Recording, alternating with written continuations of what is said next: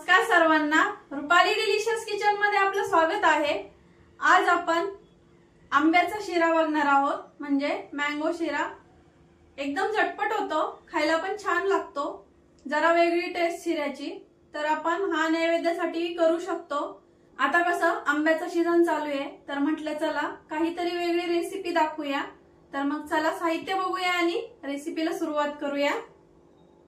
साहित्य घेतलंय, main ingredients म्हणजे आपलं मँगो। रवा घेतलाय, बारीक रवा घ्यायचा आहे आपल्याला शिऱ्यासाठी। 1 वाटी रवा घेतलाय, त्याला 1.5 वाटी दूध घ्यायचंय। पाऊण वाटी साखर घ्यायची आहे, म्हणजे 1 वाटी रवा घेतला की त्याचा 3 हिस्से आपल्याला इथं साखर घ्यायची आहे। आणि साखरे एवढंच आपल्याला इथं साजूक तूप घ्यायचं आहे। तर इथं वेलची पूड घेतली आहे। आंब्याचा पल्प आता काढून घेते मी। इथं आंब्याचा पल्प काढून मिक्सरला फिरून घेतलाय, म्हणजे बारीक करून घेतलाय। आपण आता शिरा करून घेऊया। गॅस सुरू केलाय आणि कढई गरम करायला ठेवली आहे। साजूक तूप घेतलंय, ते सर्व इथं टाकून घ्यायचंय आपल्याला। साजूक तूप थोडंसं गरम झालं की रवा टाकून घेऊया।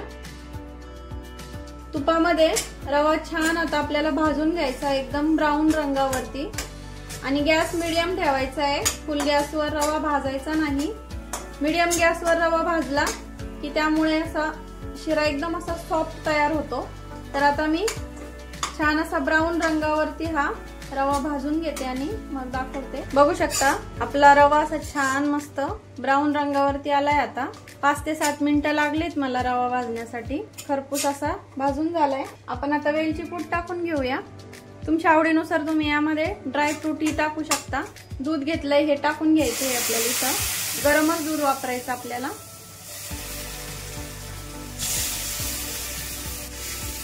आणि पटकन मिक्स करायचंय, म्हणजे रव्याच्या अशा गाठी होत नाही। थोडंसं घट्टसर मिश्रण दिसायला लागलं की साखर टाकून घ्यायची आहे। साखर तुम्ही कमी अधिक करू शकता तुमच्या आवडीनुसार। बनवायला खूप सोपं आहे।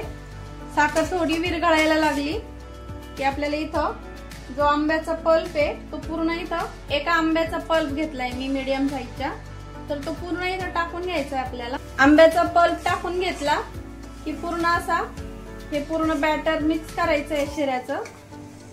रंग वगैरे बघू शकता किती सुंदर आलाय। आता हे छान मिक्स करायचा आणि यावरती आता मी झाकण ठेवणार आहे 5 मिनिटासाठी, म्हणजे आपला शिरा छान शिजेल। झाकण ठेवून घेते आणि आपल्याला छान शिजून घ्यायचा आहे शिरा, म्हणजे असा कच्चा लागला नाही पाहिजे। 3 ते 4 मिनिटं झाले। आता बघूया, मिक्स करूया। रंग बघू शकता किती छान आलाय। छान मिक्स झाला की बघूया आपण आता झालाय का आपला शिरा।